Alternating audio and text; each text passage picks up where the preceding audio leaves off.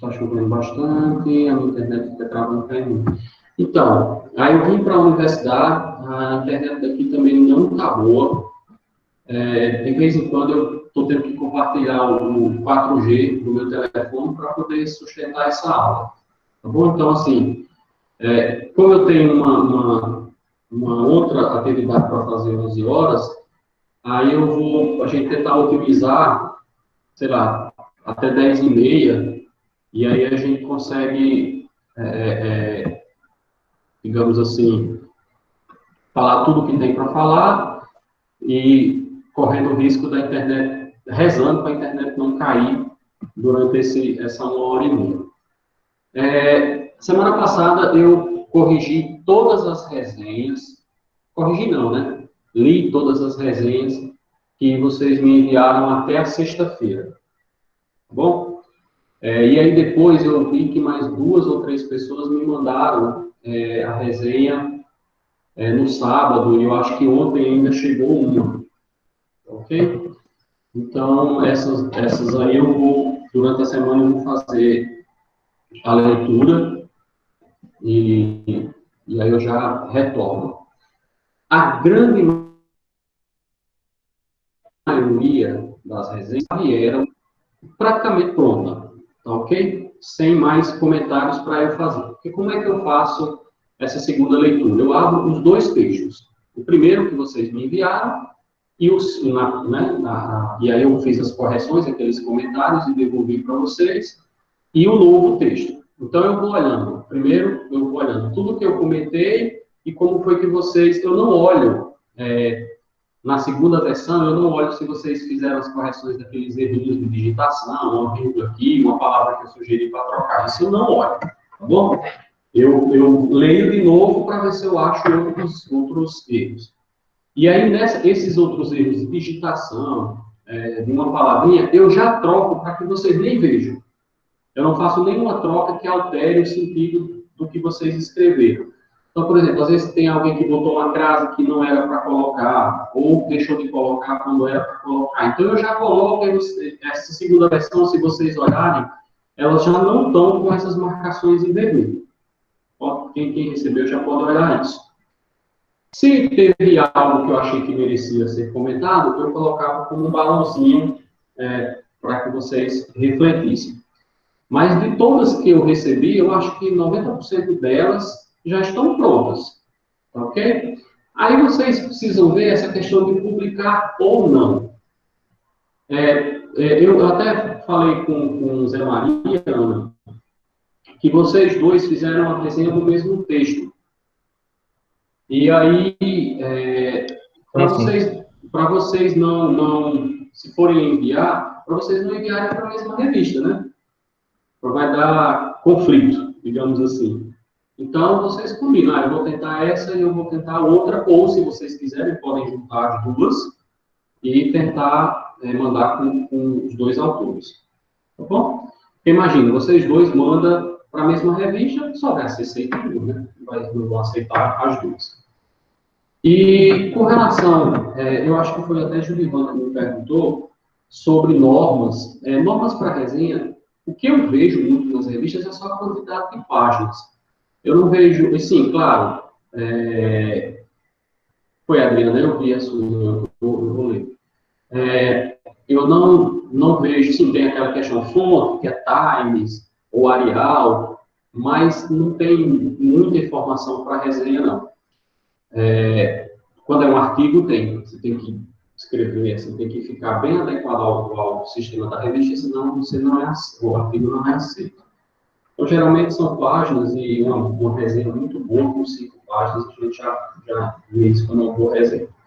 Tá bom? Então, aí vocês agora fiquem à vontade agora para procurar essas revistas, sempre tendo aquela conversa com o orientador, vai que ele quer botar o nome dele no trabalho, isso aí, infelizmente, eu não posso falar que não, porque a gente é meio que refém desses orientadores, às vezes, né? Se eles quiserem obrigar vocês a colocar o nome deles, entra em um acordo, ok? Outra coisa, teve uma pessoa que eu não consegui localizar, o meu celular, assim, virou um pandemônio nessa pandemia, com muita mensagem, eu perdi, eu não lembro quem foi que me mandou uma mensagem, não lembro se foi Silmar ou se foi Cláudia, que vai escrever o capítulo de metodologia. Não me recordo agora quem fez isso, quem me mandou essa mensagem. Pode não ter sido nenhuma das duas. E aí, eu meio que, assim, como tem outras pessoas que vão usar a disciplina para escrever o capítulo de metodologia, e outras pessoas... Bom, todo mundo vai escrever um capítulo de metodologia na dissertação. Aí eu vou mostrar para vocês aqui um resuminho do que eu acho que fica sendo um capítulo de metodologia bom. Tá? Simples, sem muito enfeite, e aí vocês, se quiserem, vocês podem dar um print na tela. Vai ficar salvo aqui, depois eu subo o vídeo no YouTube para vocês. Tá bom? Deixa eu compartilhar aqui.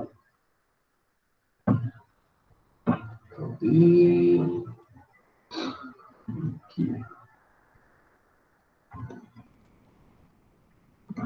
Não era isso que eu queria. É a apresentação. Mas também não faz diferença, porque não tem nada na apresentação, só é um slide.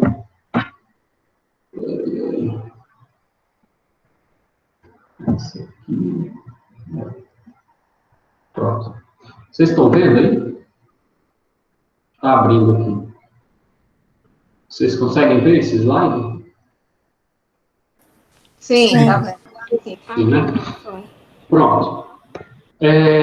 Quando vocês forem pensar no capítulo de metodologia, eu sugiro vocês pensarem nesses 3 itens que não podem deixar de ter, tá bom? Claro que vocês podem colocar outros, eu vou dar um exemplo aqui com minha própria tese, para vocês se basearem. Bom, primeira coisa, falar sobre pesquisa qualitativa. Eu coloquei qualitativa porque eu acredito que todo mundo da turma vai trabalhar com pesquisa qualitativa. Quem for trabalhar com quantitativa vai falar de pesquisa quantitativa. Quem for falar de pesquisa quali-quant ou quanti-quali, né, que você vai mesclar os 2 tipos de pesquisa, também vai ter que falar um pouquinho sobre o que é esse tipo de pesquisa. Bom, a gente leu aqui já vários textos sobre pesquisa qualitativa. Então, vocês podem, por exemplo, usar o da Miriam Goldberg, vocês podem usar esse livro que a gente está lendo agora. Então, para descrever o que é uma pesquisa qualitativa, vocês têm muito material já dentro da disciplina, e que vocês certamente conhecem outros, tá bom? Então, isso aí, muito raramente passa de 2 páginas. Eu já vi textos que têm 1 página falando o que é pesquisa qualitativa. Tá bom? Então, fiquem à vontade para escolher os autores que vocês vão trabalhar. E uma coisa que vocês não podem deixar fora, de maneira nenhuma, é dizer, no finalzinho dessa sessão, digamos assim, sobre pesquisa qualitativa, é dizer por que a sua pesquisa é qualitativa. Porque muita gente diz assim, eu vou fazer pesquisa qualitativa, mas será que a sua pesquisa ela se encaixa em um tipo de pesquisa qualitativa? Não é? Ou, imagina, você fala que vai fazer pesquisa qualitativa e traz na dissertação um monte de análise estatística. Então, você não fez pesquisa qualitativa. Você fez outro tipo de pesquisa. E muita gente que coloca, tem uma frase do livro da Goldberg, e tem muita gente que usa essa frase, né, dizendo que a pesquisa qualitativa você não está interessado em números, né, você está interessado em entender um cenário. E aí, você justifica, como a minha pesquisa, o objetivo dela é esse, eu entendo que a melhor forma de abordar esse assunto é realizando uma pesquisa qualitativa, tá bom? Então, 1 página e meia, 2 páginas no máximo, vocês conseguem atingir esse objetivo da primeira sessão, tá bom? Algumas pessoas vão usar modelos ou abordagens de pesquisa qualitativa específica. Por exemplo, análise de discurso. Então, se vocês vão usar essa abordagem específica logo depois que vocês falarem da pesquisa qualitativa, né, você ligando isso com o teu objetivo, aí você vai falar do tipo de pesquisa que você vai fazer, se é análise do discurso, se é um estudo de caso, se é uma teoria fundamentada nos dados. Então, isso tudo vocês vão ter que acrescentar, digamos assim, na apresentação de vocês. Tá bom? Ficou claro essa primeira parte? Ficou. Bom, beleza. Aí, a gente vai Só responder uma mensagem aqui. Tem alguns querendo entrar aqui na turma, eu não sei se eu consigo. A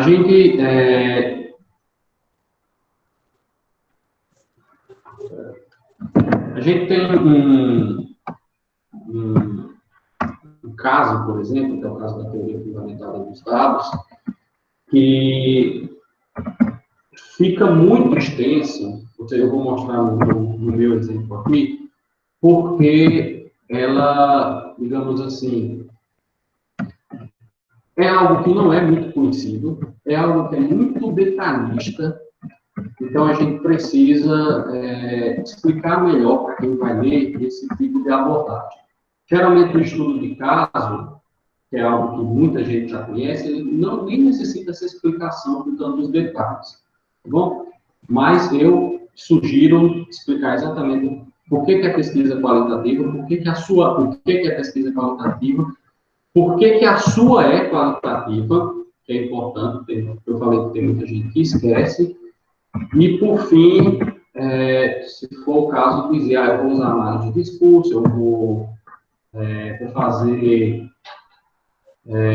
estudo de caso, esse tipo de informação, tá bom? Bom, na sequência, e esse primeiro tópico eu acho que ele tem que vir em primeiro lugar, tá bom? Os outros dois tópicos, cenário da investigação e procedimentos metodológicos, eu não vejo essa ordem como sendo essencial, tá bom? Podem um vir na frente do outro. O que é o cenário de investigação? Bom, onde eu vou trabalhar na pesquisa? Eu vou trabalhar na escola X. Bom, essa escola, ela tem, sei lá, tantos professores, tantos alunos, se eu quiser colocar isso, ela fica localizada num bairro, ela é uma escola que só tem ensino fundamental, ela é uma escola que tem ensino fundamental e médio, esse tipo de coisinha, tá bom? Bom, mas vocês não vão olhar para a escola toda, vocês vão olhar para uma sala de aula dessa escola, então vocês vão descrever essa sala de aula, ok? A professora, quantos alunos tem, aí não precisa, mas uma turma com 40 alunos, vocês não vão escrever os 40 alunos. Mas você pode fazer assim. Muito, professor, pode. Tá, eu acho que é a minha internet, viu, gente? Ela tá cortando. Mas para mim não tá cortando, não. Tá, não? Para mim também não. Beleza. Tá normal aqui. Tá. Então pode ser a sua, viu, Karina? Deve ser. Então, assim, descrevam esse cenário da forma que vocês acharem interessante. Por exemplo, quem for fazer um estudo de caso, vai fazer uma pesquisa com um professor. Então, qual é a formação desse professor? Qual é o período que ele já está em sala de aula? Esse tipo de informação. Ok? Eu vou trabalhar em 2 escolas. Então, descreve as 2. Então, isso é descrever o cenário de investigação. Como algumas vezes vocês podem ter a necessidade de descrever o sujeito, por exemplo, esse é o caso do estudo de caso, de ser um professor, pergunta, não esquece nunca disso, e tem que perguntar para ele se vocês podem identificá-lo na pesquisa, tá? Porque vai ter gente que vai dizer, não, usa o pseudônimo, eu não quero o meu nome. Bom, se ele não quiser participar da pesquisa, você não vai fazer a pesquisa, né? Mas às vezes você tem 5 professores, 4 querem e 1 não. Aí um diz que pode colocar o nome dele, os outros 4 não podem. Então é melhor omitir o nome dos 5. Ou chama o professor A, B ou C, ou chama um de João, outro de José, e por aí vai. Ok? Então, só ter cuidado com essas coisinhas. Procedimentos metodológicos é aquela questão, o que é que eu vou fazer? Eu vou fazer entrevista, eu vou fazer observação, eu vou fazer um experimento de ensino, eu vou usar questionários. Então, isso aí são procedimentos metodológicos. Professor, Ok? Oi. com licença. Nesse caso aí, Sim. quando os entrevistados, eles não querem, né, que o seu nome seja revelado, eu tenho que descrever no início da minha palavra lá que esses professores pesquisados não quiseram se identificar, eu preciso também colocar isso? Precisa. Eu costumo colocar com a notinha de rodapé. Eu não entro nem muito nos detalhes, né? Tá, ok. Então, bota uma notinha. Obrigado. Por exemplo, quando você começa lá, professor A tem 20 anos de experiência, tarará, tarará. Aí no professor A, eu já coloco uma notinha de rodapé e digo, os professores que participaram dessa pesquisa pediram para não ser identificados. Tá bom? Ou se você quiser, no início da apresentação dessas pessoas, você já pode dizer no corpo do texto mesmo, ao invés de usar a nota de rodapé. Mas é bom dizer porque eu apostaria que numa banca de qualificação o pessoal vai perguntar, o nome desses aqui é fictício? Por que você usou o professor A? O professor não autorizou? Então, para evitar esse tipo de pergunta, digamos assim, que é uma pergunta besta, mas todo mundo faz, aí eu acho que você já pode matar isso explicando, tá bom? Bom, gente, e no finalzinho dos procedimentos metodológicos, é mais uma sugestão, para quem vai usar mais de um procedimento, eu acho que fica legal se vocês falarem de triangulação. Né? Estou usando vários procedimentos. Por que eu estou usando vários procedimentos? E aí você cita aquilo que a gente já falou sobre triangulação, né? E aí você falando que a questão da confiabilidade, da pesquisa, então você fecharia esse capítulo de metodologia, digamos assim. Eu vou mostrar para vocês como é que ficou na minha tese, tá? Deixa eu só achar ela aqui.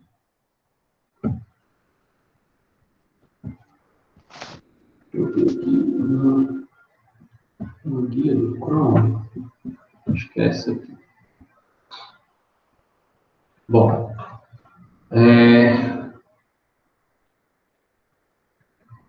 Ver se vocês estão vendo aí, né? Capítulo 4, ó, metodologia da pesquisa.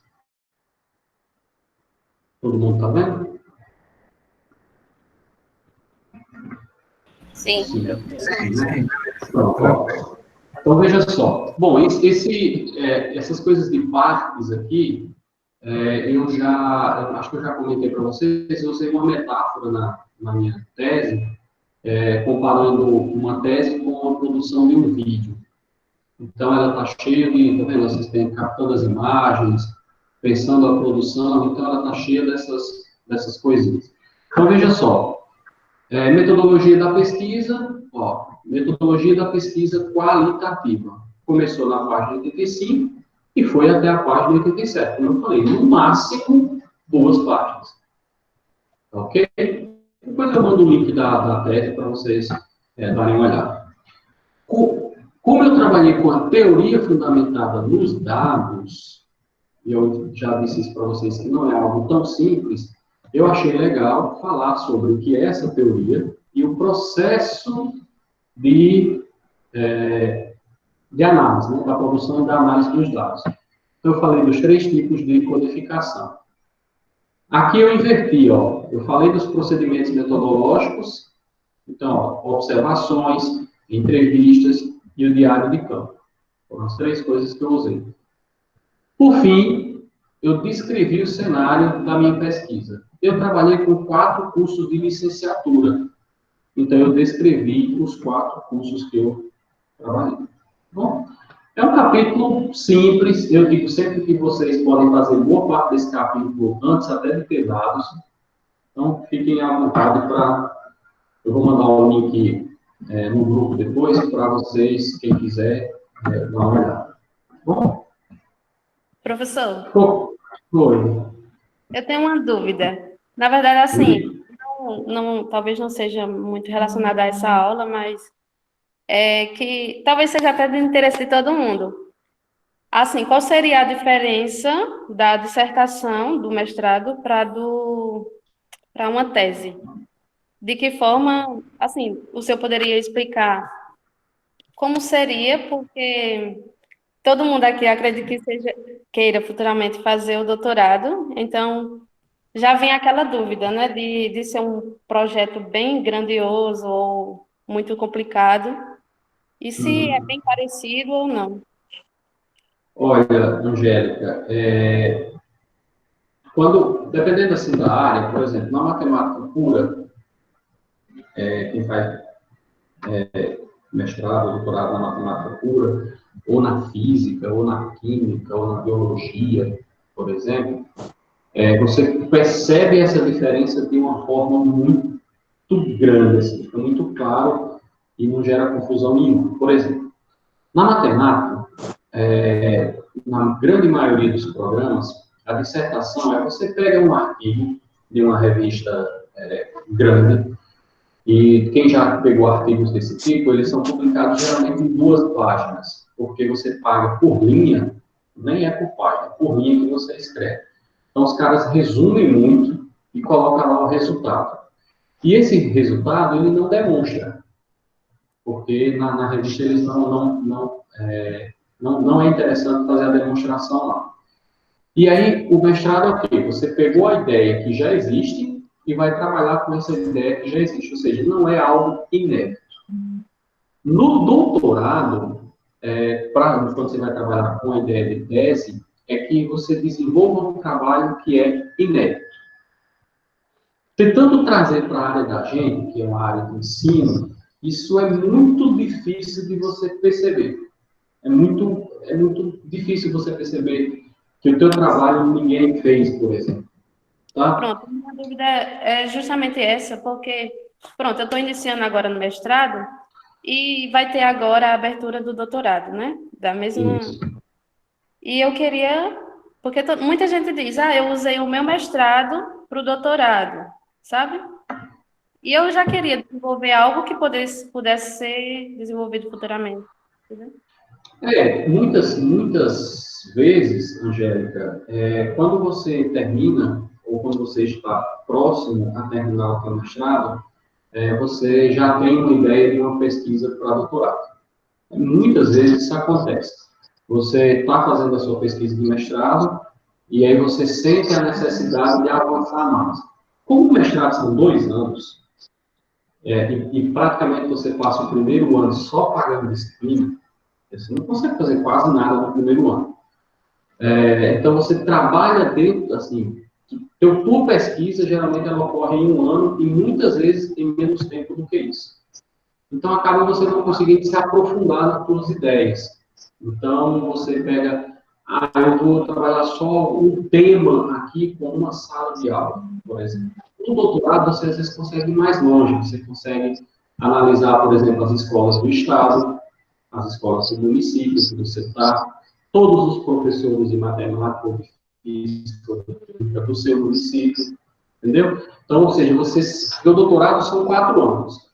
Aí você geralmente faz 1 ano de disciplina, porque você traz as disciplinas do mestrado, que já conta como crédito, e aí você faz 1 ano de disciplina, você fica com 3 anos para trabalhar com dados. Então, geralmente, você tem que ter algo mais robusto.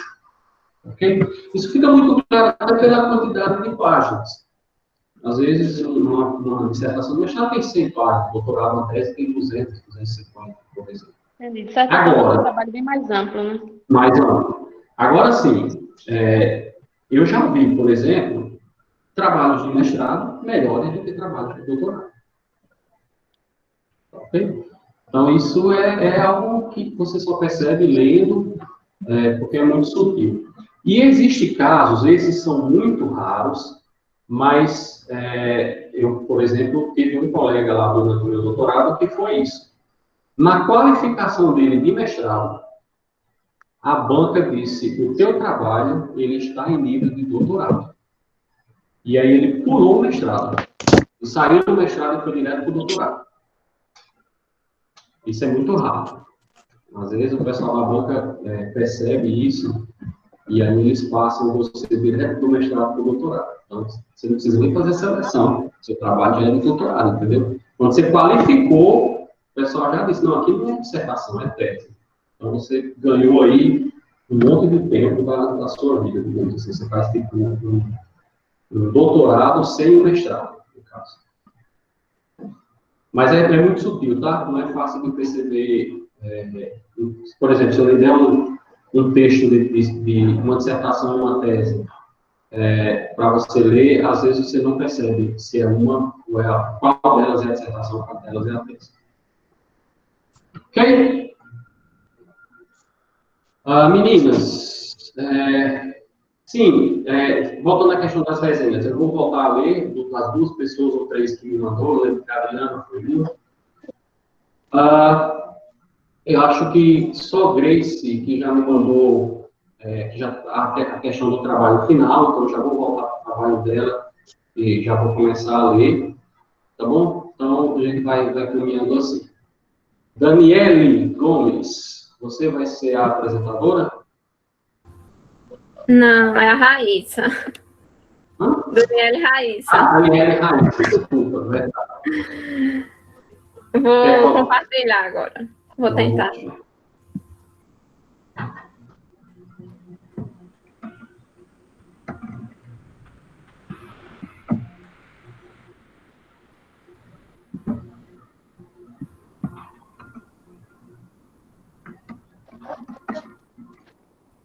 Tá dando para ver?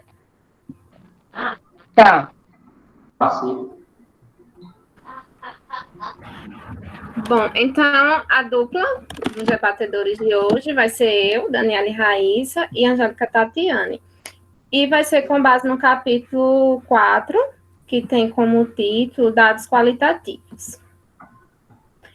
A primeira pergunta é: você, como pesquisador da educação e com base nos seus conhecimentos acerca da pesquisa, o que significa o termo dados? E para que servem? A gente tem falando sobre isso logo na primeira página, na página 149. Ele traz o termo dados, ele se refere aos materiais brutos que os investigadores recolhem no mundo, que se encontram a estudar. E ele traz também que os dados ligam-nos ao mundo empírico e, quando sistematizados e rigorosamente recolhidos, ligam à investigação que é qualitativa a outras formas de ciência.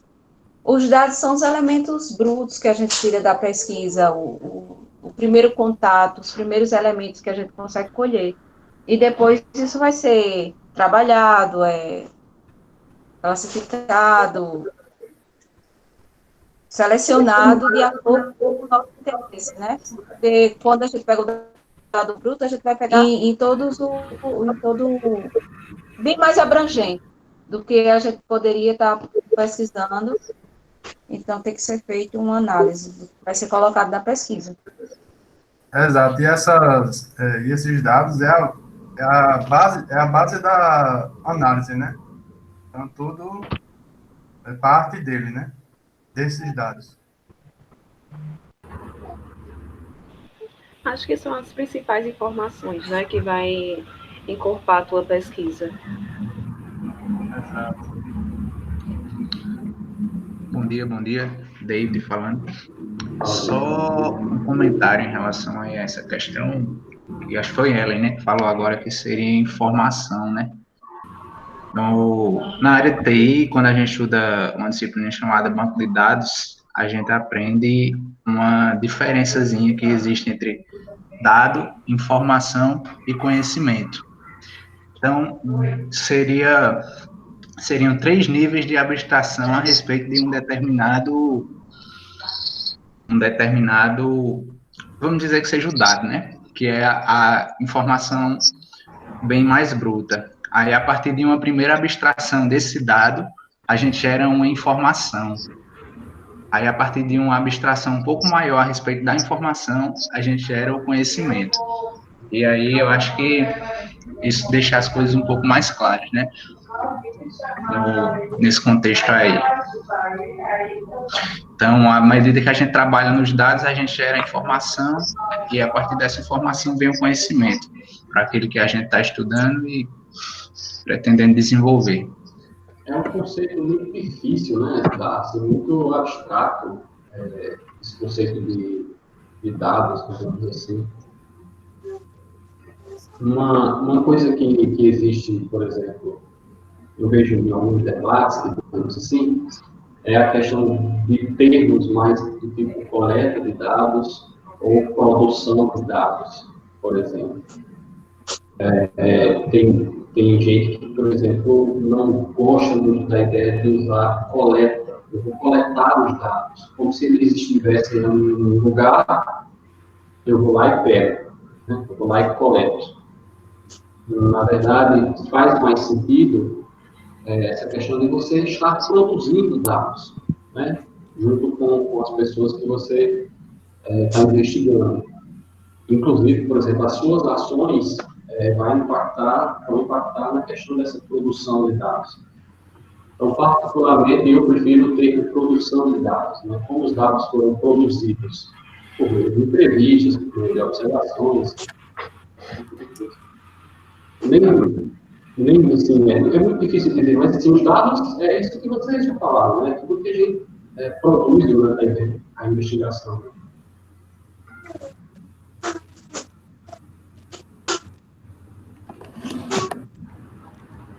Mais alguém vai comentar?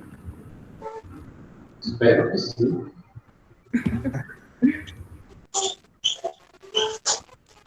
Ninguém? Dou nenhuma?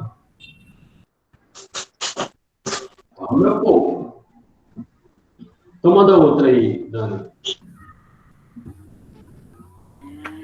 As notas de campo é um dos dados da pesquisa qualitativa e, de acordo com o autor, elas consistem em 2 tipos de materiais quanto aos seus conteúdos. Quais são elas? E diferencie cada uma e explique por que elas são consideradas importantes. A gente encontra aí falando entre a página 152 a 165. As notas de campo que eu vi são a descritiva e a reflexiva. A descritiva é captar uma imagem por palavras no local, pessoas, ações, conversas, só observando. E reflexivo mais o ponto de vista do observador, as suas ideias e preocupações. Exatamente.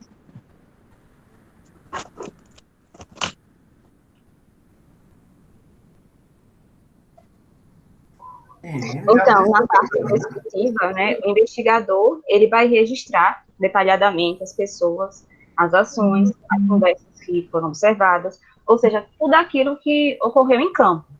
E a reflexiva, até como a Karina já falou, é o ponto de vista do observador. E nessa parte reflexiva, né, o autor coloca no texto que vai incluir planos para investigações futuras e também correções de possíveis erros. Ele diz que é a parte do melhoramento das notas. Vocês lembram daquele livro que o Marcelo participou na aula com a gente, que a gente está falando das vozes, e aí a gente fala de uma questão se a pesquisa ele é um ato coletivo ou ele é individual. Esse momento assim dessas notas reflexivas é um momento assim onde você se isola com os dados. E aí, por exemplo, tem gente que trabalha com memorandos, né? Isso aí é um estilo de cada um, né? Não tem regra, não tem uma receita que eu vou dizer para você, faça isso daqui, que é a melhor maneira, digamos assim. Então, vai ser o teu BIOS, assim, do investigador mesmo, nesse momento. Então, poxa, tem gente que coloca no computador, né? Porque hoje você pode usar aquelas funções de Ctrl+F ou Ctrl+L no caso do Word para localizar palavras. Tem gente que vai fazendo pastas com anotações que me chamaram a atenção. Então, essa pasta aqui estão todas as minhas anotações sobre a interpretação gráfica do problema, sei lá, dos alunos, que foi passada para os alunos. Então, isso é um momento muito individual, né, nessa questão das notas reflexivas, e eu confesso que eu não vejo, eu não costumo dizer, faça desse jeito, porque vocês é que vão encontrar essa melhor forma de fazer. Bom, cada um identifique essa maneira. É claro, se alguém chegar para você e dizer, olha, eu fiz assim, e se você acha que esse jeito que essa pessoa fez se encaixa na sua forma de trabalhar, você vai lá e copia. Né? Coisas boas a gente deve copiar sempre. Mas eu confesso que isso é muito individual para cada um. Mas é um momento, assim, bem solitário, tá? Esse é um troço, é uma situação que a gente pena, tem hora que dá vontade de chorar, tem hora que dá vontade de parar. Mais alguém quer falar sobre essas questões? Por exemplo, alguém que já começou a fazer pesquisa ou já fez pesquisa, quer dizer, como é que foi, se preferiu fazer memorandos ou tabelas?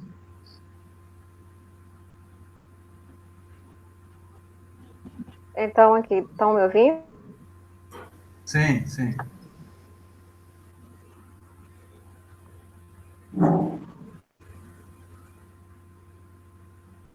Pode falar.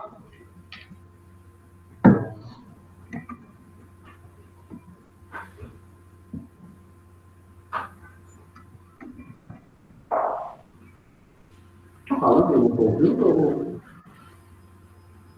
Eu não estou ouvindo, não. Fazendo. Não consegui. Não? Agora eu estou ouvindo, Ana, mas não está chegando bacana, não. Pronto, vou mudar aqui de localização para ver se melhora. Melhorou? Sim. Pronto, então, porque minha internet hoje aqui está péssima. Então, só fazendo aqui uma pequena participação enquanto a internet deixa, né? O descritivo seria o momento inicial onde eu vou pegar os dados, como foi falado aí na primeira pergunta, vou fazer a produção deles, e a partir daí eu vou para o momento reflexivo, pegando aí a fala do professor, fazendo a relação com os livros, aonde eu vou ouvir as vozes da pesquisa e vou fazer a questão da análise dos dados. Seria isso? Sim, é basicamente isso mesmo. E assim, se torna importante, né, como é uma das perguntas também que está aí, na forma porque é um meio, né, que o pesquisador, ele começa a organizar para fazer a análise desses dados. Então, fica aqui, tipo, uma organização para você ter toda aquela estrutura, a não ficar tão bagunçada na hora da descrição dos dados, né? Então, fica aquilo algo mais estruturado.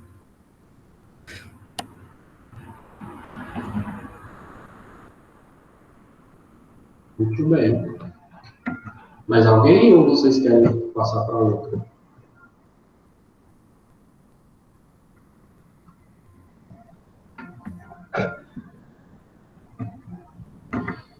Gente, só uma coisa, tá? Essas notas de campo, embora o nome seja notas, e aí fica sempre a ideia para a gente que é algo escrito,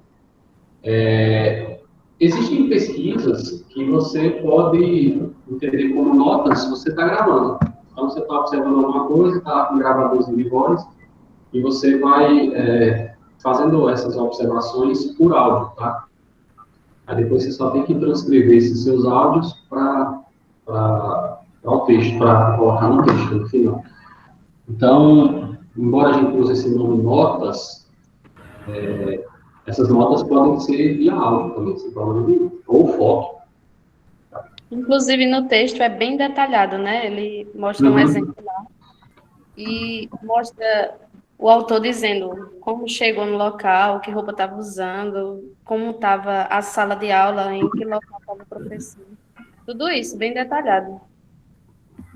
E a gente tem, assim, não sei se vocês vão aprendendo com o tempo, a gente tem que prestar muita atenção nos detalhes. Os detalhes, às vezes, eles são mais importantes do que algo que todo mundo percebe, né? Algo que é algo perceptível para qualquer pessoa, e você, como pesquisador, você filtra, né? Por exemplo, uma conversa entre dois alunos e um tentando ensinar para o outro. Às vezes, pouca gente percebe isso, o pesquisador percebe e faz esse tipo de anotação.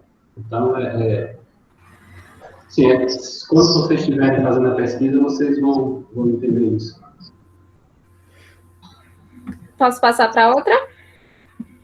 Pode, se ninguém quiser mais falar nada.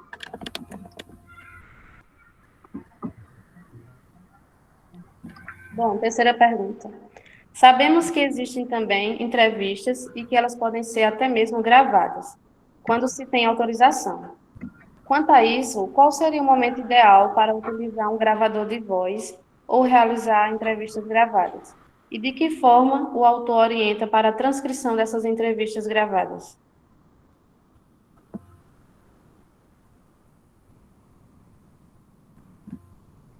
Saiu o áudio? Aqui saiu. Para mim, sim.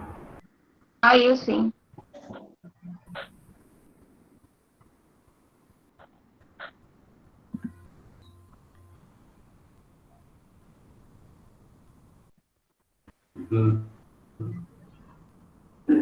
Vamos lá, quem ainda não falou nada? Essa resposta é fácil, vamos lá. Tem falando, gente, na página 173 a 175. Sim, esqueci.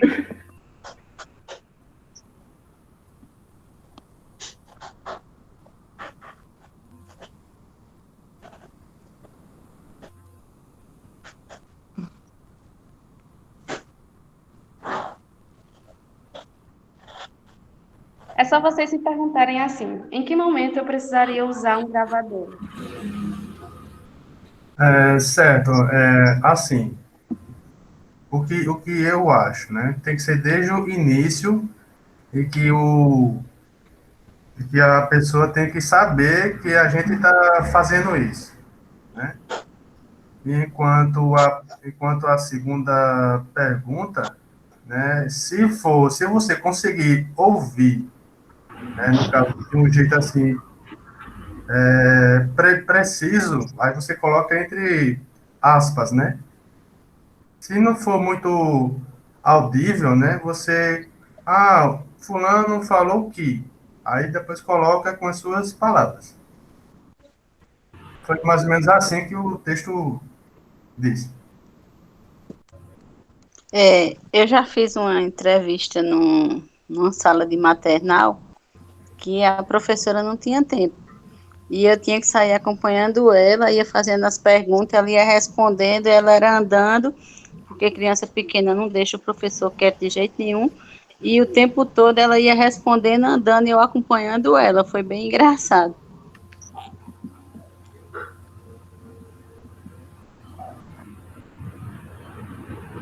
Ele fala sobre a questão de usar o gravador, mas quando a entrevista também ela é um processo, não é um encontro único, é uma coisa extensa. Porque você não tem como estar fazendo anotações. Então, para você ter uma coisa mais fiel ao que foi coletado ou que foi pesquisado, você poder utilizar o gravador para que depois você possa fazer a descrição assim mais fiel. Exato. Essa gravação segurança maior de informações, principalmente na hora de elaboração do seu conteúdo. E o áudio, acho que assim, quando você tem o áudio, você pode assim, ouvi-lo, fazer a transcrição literal, né, de acordo com a fala dos alunos, dos sujeitos, e de acordo com essas falas, você transcrever de uma forma que você não fuja do que eles disseram. Né, a questão de usar as aspas, como o colega falou há pouco. Deixa eu perguntar, por que vocês acham, assim, na visão de vocês, que é importante a transcrição? Eu não sei, assim, nem se tem pergunta sobre isso. Mas, já que você está com aquele áudio, Por que é importante fazer a transcrição dessa entrevista? Professor, eu acho que a questão dos detalhes, da fidelidade ao que foi dito, eu acho que está aí nesse sentido. Porque uma coisa é transcrever exatamente o que foi dito, e outra coisa é você colocar no papel o que você entendeu daquela fala, daqueles dados, né, que você obteve. A transcrição fica melhor para você analisar, para você refletir. Você está lendo o texto ali e você está refletindo. Exato. Era isso que eu estava dizendo. Para analisar é mais fácil. Isso. Você ouve, né? Sem contar. Imagine. Pode falar. Sem contar no acesso que a gente pode ter mais vezes, né? Porque assim, às vezes, se você não transcrever, não gravar, enfim, você só vai ter o contato com aquele professor, aquele pessoa que você está sendo entrevistado, uma vez. E na hora de você estar realizando sua pesquisa e a sua análise, você com acesso às gravações, você pode retomar qualquer ponto quantas vezes sentir necessidade. Eu acho que isso é importante também. Tem alguém me chamando aí, quem é?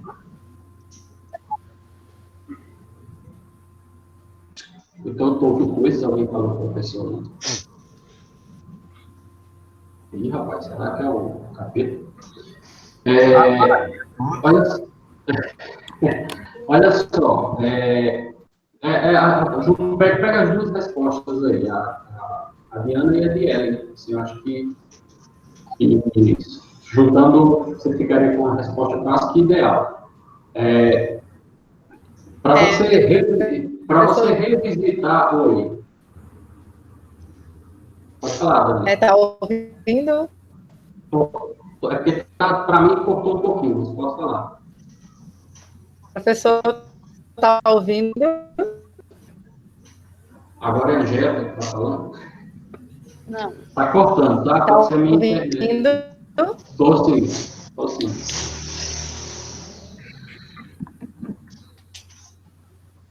Pode falar.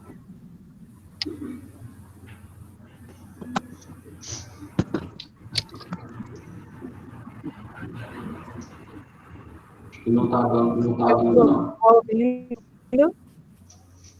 Tá acordando, mulher? Ninguém tá te escutando, não. Eu só escuto quando você diz, professor, tá ouvindo, aí depois passa.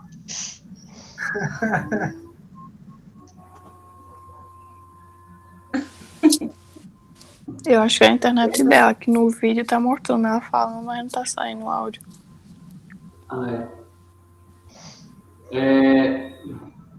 Então, veja só, imagina vocês revisitarem várias vezes, que isso é um processo que a gente faz o tempo todo, os dados, né, de uma entrevista que está gravada, você tem que ficar ouvindo aquilo, e fazer a mesma coisa com os dados escritos, né, com aquele áudio escrito. Então, eu acredito que seja muito mais produtivo se você faz essas revisitações no áudio escrito, né? Acredito que sim. Tudo bem? Uma outra coisa que fica como sugestão, depois que vocês fizerem a transcrição dos dados, vocês escutem o áudio de novo, completo, lendo a transcrição para ver se vocês não perderam nada. Tá bom? Porque às vezes a gente omite uma palavra, ou coloca um pato a mais. Tem umas coisinhas que são interessantes, assim, a gente ter muito cuidado quando vai citar falas de pessoas que são entrevistadas, tá? Quando nós somos cheios de vícios de linguagem, né? O estar, a gente fala tá,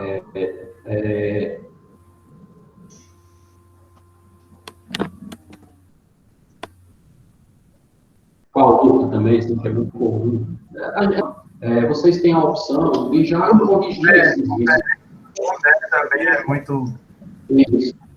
Então, quando vocês corrigem no momento que estiverem fazendo a transcrição, ou então vocês corrigem só aqueles trechos que vocês vão utilizar na dissertação, que vai estar lá presente na dissertação.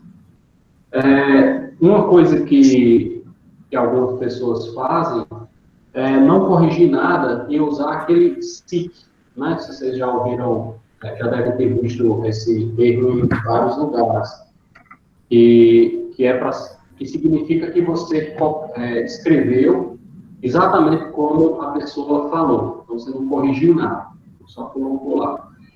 Mas eu prefiro colocar corrigido, tá bom? Imagina se o cara vai falar um nós foi.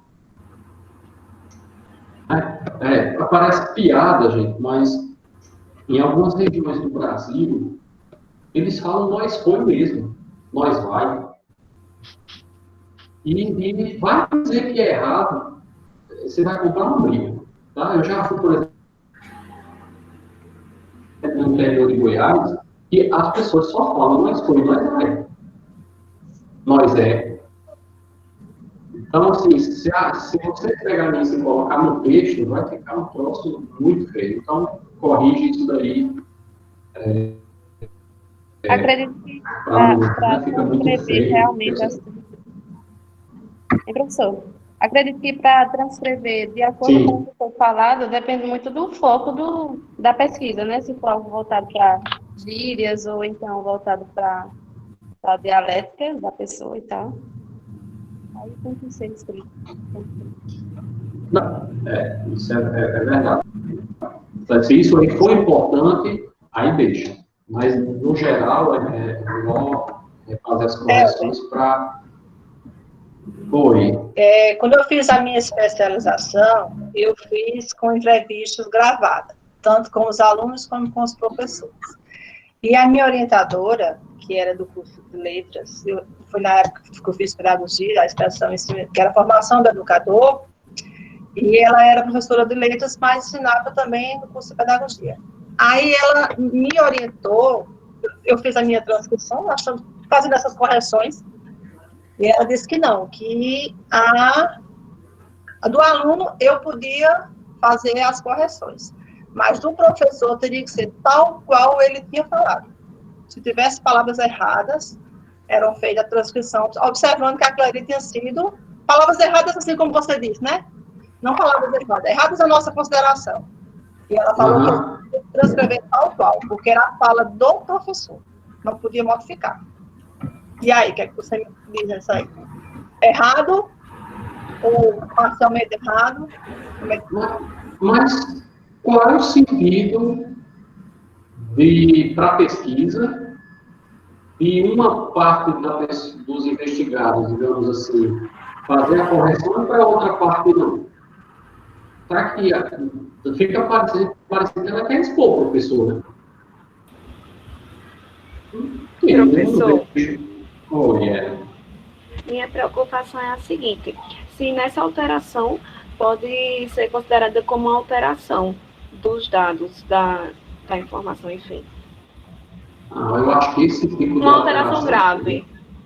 Não, porque você não está mudando o sentido da... Bom, de novo, se essa forma de falar...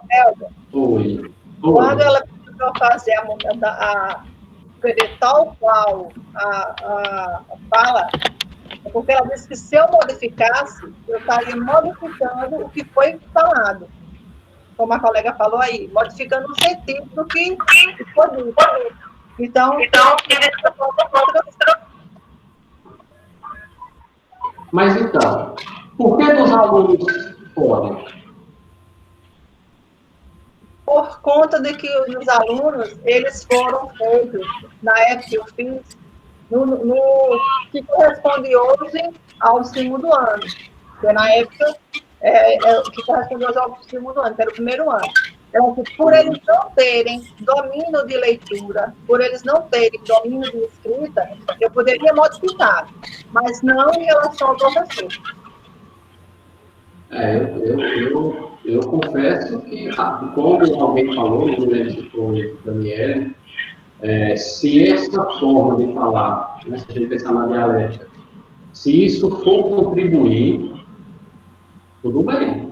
Agora, se trocar o tá por está, a gente não muda o sentido da frase. Bom, eu estou pensando mais em questões de erros, de vícios de linguagem, né? Não é erro, né? É a maneira com que a gente se expressa. Mas eu fico pensando de você deixar isso desse jeito e expor a pessoa. Uma outra coisa que a gente pode fazer é você pegar, por exemplo, fez a transcrição, você enviar para a pessoa que foi entrevistada. E aí ela vai ler a transcrição da entrevista e ela vai dizer se está de acordo, se não está, se quer mudar alguma coisa. Isso também pode ser feito. Mas eu confesso que assim, eu prefiro esse tipo de coisa, eu acho que não muda o sentido da resposta, né, do comentário que eventualmente essa pessoa faça. Eu não vejo por que não alterar. Mas é de cada um. E, novamente, né, isso é sempre uma negociação entre vocês e os orientadores. Tá bom? Ó, 10 e 10. Tem quantas perguntas aí, meninas? Tem 8. Ixi, então vamos para frente. Vou passar.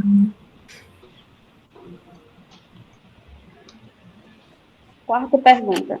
No livro, o autor cita uma parte sobre textos escritos pelos sujeitos. A que isso faz referência? Que sujeitos são esses? A resposta está Não. por aí.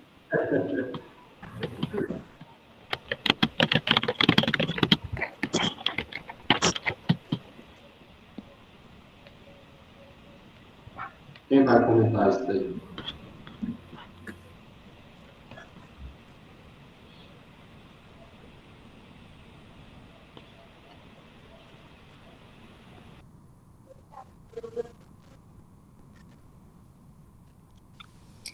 Eu acredito que esses sujeitos que está sendo referido aí são os sujeitos da pesquisa, que no caso pode ser professor, aluno, e esses textos escritos podem ser, como ele fala no texto, autobiografias, documentos pessoais.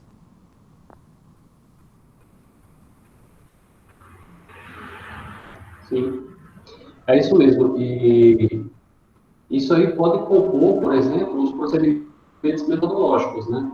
Lembra que eu falei, ó, observação, notas de campo, entrevista e esses textos. Por exemplo, a maioria da escola, eu acredito que todas devam ter, mas possa ser que uma ou não tenha, mas essas escolas elas têm um projeto, né? Um projeto pedagógico. Esse texto não foi escrito por você, pesquisador, foi escrito por eles. Né? Isso é um documento. Então, isso pode contar como material, né? Para a pesquisa.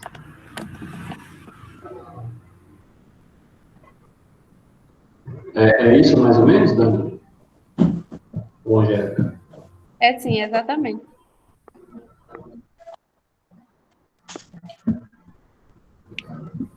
Próximo? Ou vai fazer mais algum comentário alguém? Deixa eu só fazer um. Alguns documentos, gente, eles não são públicos, tá? Principalmente projetos políticos pedagógicos de universidades, por exemplo.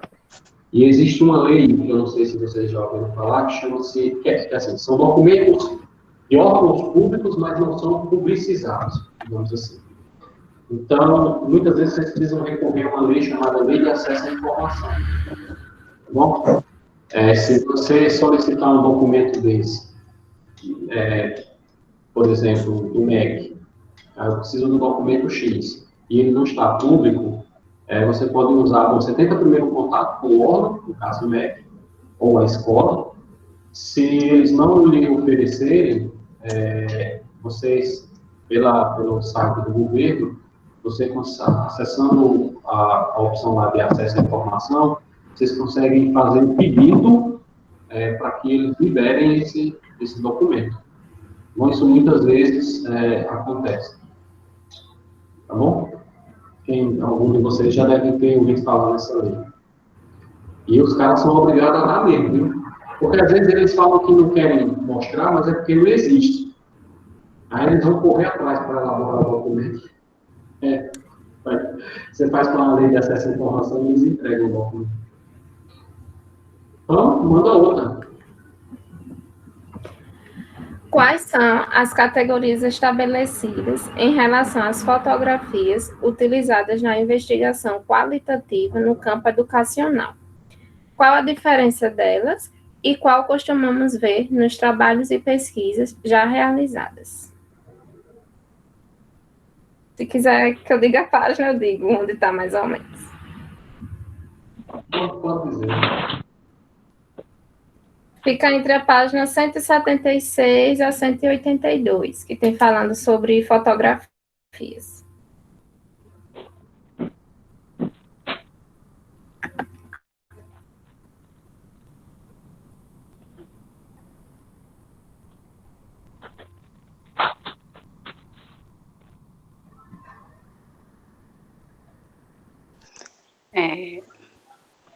Eu vi que pode ser, as fotografias também podem ser investigadas, separada como duas categorias, as que são dos outros e as que foram feitas por nós. Deixa eu ver, mas a pergunta é grande.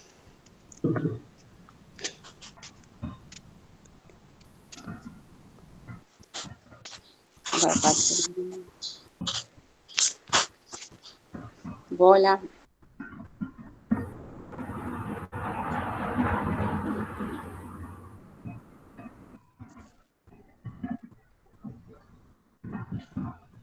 É entre a página 188 a 193.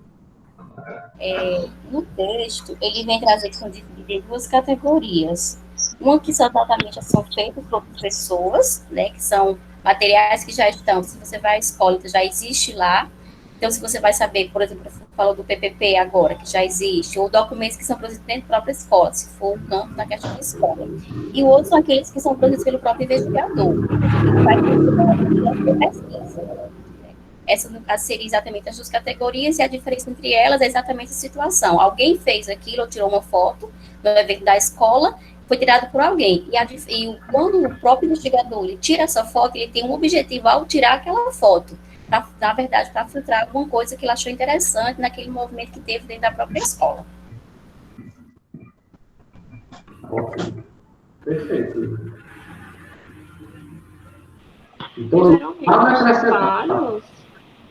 geralmente nos trabalhos, pelo menos alguns que eu vi, pode-se encontrar até das duas categorias, né? Tem algumas que já vêm para enriquecer o trabalho e uns que você produz.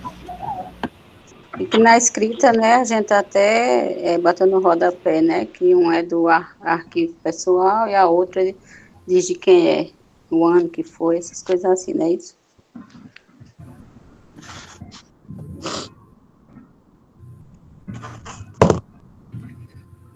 Engraçado, eles separaram uma boa parte do livro para falar de fotografias, né? Muito comum.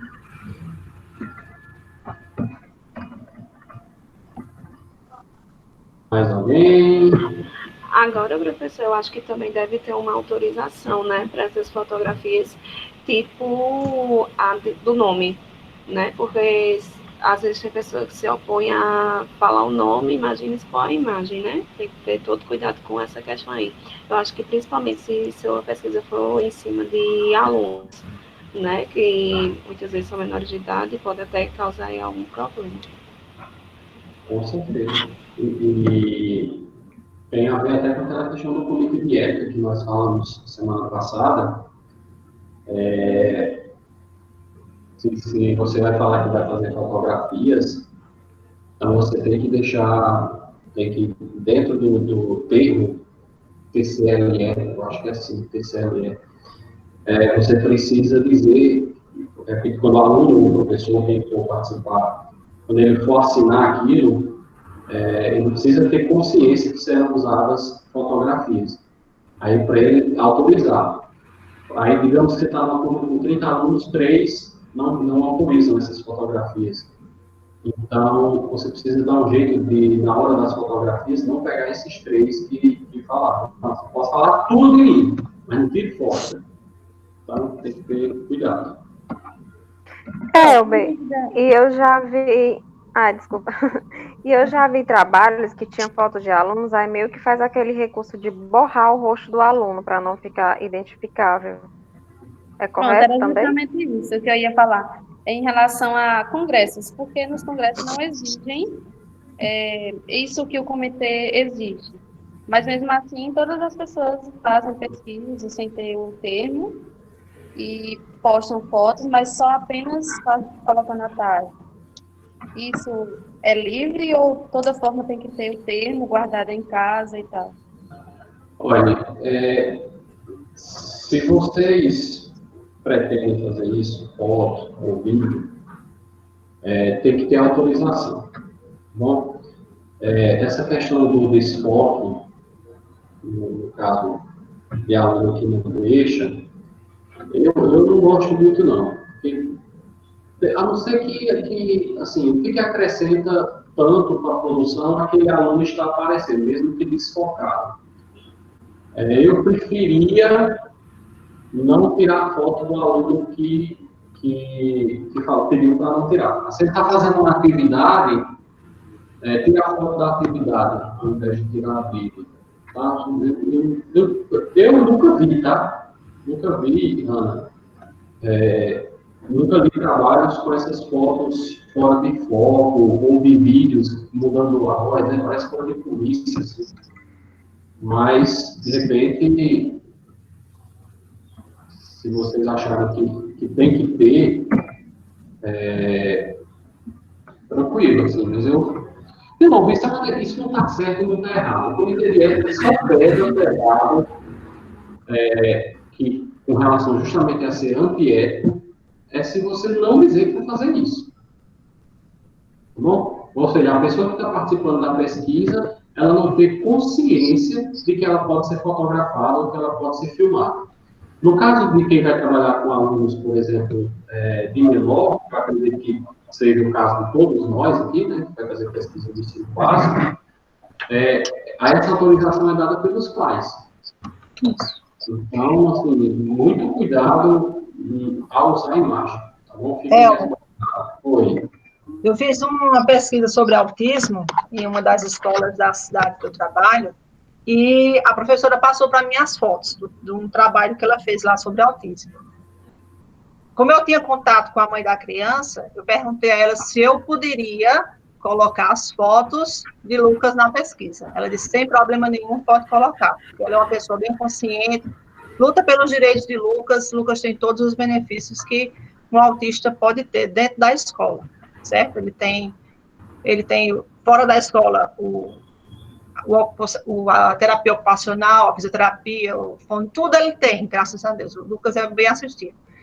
Mas numa dissertação que eu fiz o estudo do produto, que foi na disciplina de joias, que a gente faz a peça, a professora fez isso que as meninas falaram aí. Ela borrou a foto dos alunos, tá? Então, provavelmente, não teve essa autorização, ou teve essa autorização prévia. Como é que funciona esse jeito aí? Então, pode ter sido as duas coisas. Ela pode não ter tido a autorização, eu acho que é o mais... Ou ela pode não ter nem pedido, e aí, quando viu, já tinha feito as fotografias, aí teve que borrar. Por exemplo,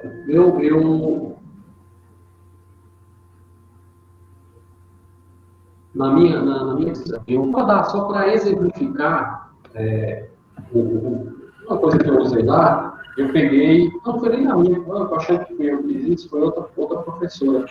Ela usou umas videoaulas do YouTube, e aí, como ela não pediu autorização para usar, embora o YouTube seja um ambiente que é público, né? Ela botou uma página no rosto do professor. Durante o vídeo todo, assim, todo mundo sabia quem era o professor, que é um desses mais famosos aí. Então, durante o vídeo todo, o professor ficava com uma coisa preta na frente do rosto dele. Aí, por exemplo, era talvez melhor pegar outra videoaula, não sei. Mas, gente, se vocês tiverem cuidado, vocês não vão precisar de nada disso daí.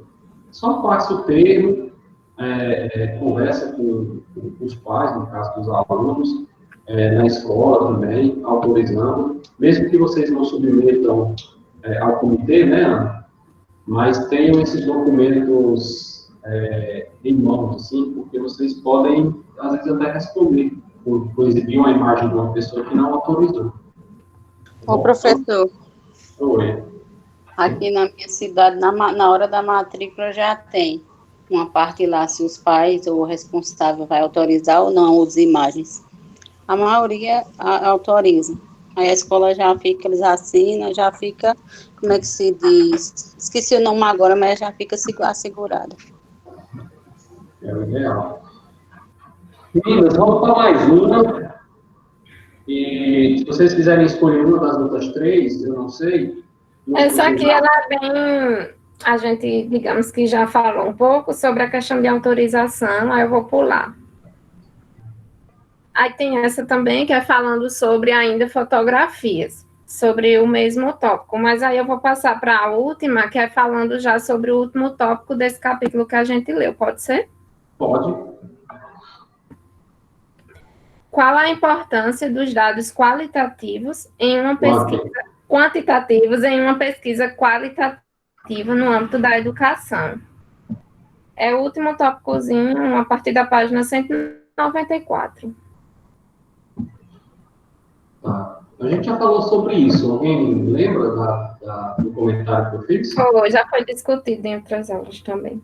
Quem já assistiu aquele vídeo que tem no site da nossa disciplina, que é logo na abertura, quando você abre a página, tem um videozinho? Vocês já assistiram aquele vídeo? Já. E aí, é mais ou menos sobre isso que ela fala ou não? Vocês não lembram? Eu não lembro, não. Então, mas assim, se ele não for, se o foco dele for em pessoas e não em números, né, aí tá certo. Mas se ele quiser dar uma base mais sólida, aí usa também esses dados, com esses números e estatísticos. É como se fosse um apoio. Aqui, botar no chat aqui alguma coisa, deixa eu ver. Adriana, você assistiu, né, Adriana? Então.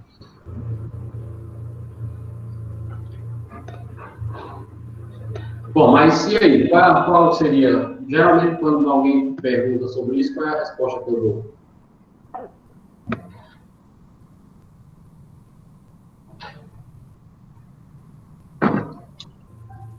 Seria justamente para dar um subsídio maior àquela informação que eu estou colocando nas demais partes do trabalho, né? Por exemplo, esses números vão servir para corroborar o argumento que eu construí ao longo do trabalho. Uma coisa vai ter que estar diretamente relacionada com a outra e construindo um significado só.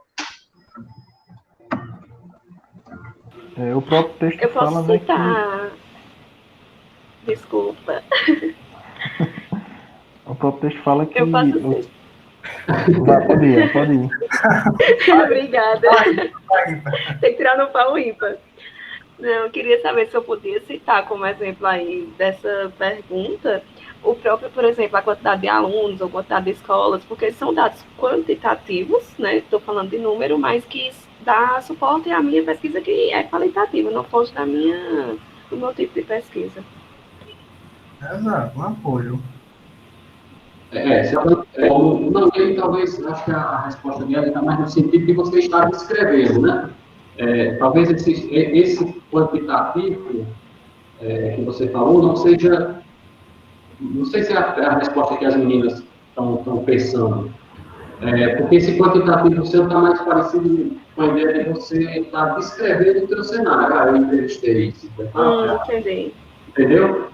Eu acho que talvez a pergunta dela seja no sentido assim, por exemplo, quantos alunos tem tanta expressão assim, e se você pensar, por exemplo, com professores, quantos professores tiveram contato com uma determinada tecnologia durante a formação?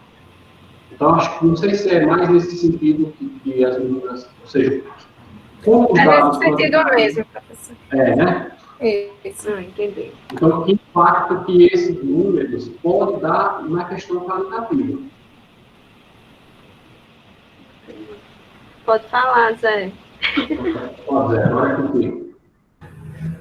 Não, a minha fala seria justamente em cima dessa questão que ela levantou aí, do que os dados quantitativos seriam para descrever, de fato, o ambiente, como o próprio texto fala, nessa questão de tendências no local da pesquisa, de descrever a idade, sexo, essas questões, mas aí o professor já tirou a dúvida. Pronto. E aí, mais uma vez, tá? Se essas questões não forem importantes para o que vocês estão pesquisando, não precisa ter. Tá bom? Então, por exemplo, se você usou a questão do sexo, se você vai dizer que a sua turma eram 3 homens e 6 mulheres, né? Por quê? Qual é a importância disso? Se isso não for importante para a tua pesquisa, não precisa colocar. Tá bom? Não precisa destacar, digamos assim. Pessoas, estamos chegando ao nosso final. E muito obrigado a vocês, meninas. Hoje, logo no comecinho da reunião, Daniele, agora foi a Gomes, eu estou toda atrapalhada com Daniela. Isso, professor, Daniela Gomes. Não, mas isso, ela já se indicou, ela disse, eu vou ser candidata. Eu disse, não, você já ganhou, você já está eleita para a debatedora da próxima aula. Alguém quer se indicar para ficar com ela? O Dani quer indicar alguém? Eu posso ser também. Pronto, Heraldo já é. Heraldo é? Eita, 2 Eita, tá perfeita. A dupla aí, na semana que vem, os textos, assim, vai ter mais texto, porque são 2 capítulos. Tá bom? Então, se vocês quiserem começar a se organizar já para essa leitura, assim, para não deixar para a última hora. Porque quando juntar os 2 capítulos, talvez dê umas 100 páginas do livro, 50 páginas de PDF. Então, organizem o tempo de vocês. Quais são, professor, os capítulos? Deixa eu olhar aqui. Vocês fazem umas perguntas muito difíceis. Eu sou horrível de decorar essas coisas assim. Esse era o 4, não era? Eu olho no plano. Esse era o 4. Então, provavelmente é o 5 e o 6. Isso. O capítulo 5 é a análise de dados. E o capítulo 6, a redação. Tá bom? Então, ela vai começar na página 207 do livro. E vai acabar na 267, provavelmente. Então, são 60 páginas, em que nem é muito, não. Eu estou bonzinho esse semestre, nem estou pedindo para vocês lerem muito. Acabou, Leste. Estou bonzinho. Eu estou falando na gravação aqui, logo que der. Eu já estou colocando no YouTube a aula passada, porque é muito grande, desse tempo todo que a gente está conversando, eu estou tentando colocar a aula passada no YouTube e ainda não consegui, só para vocês terem ideia, assim, como é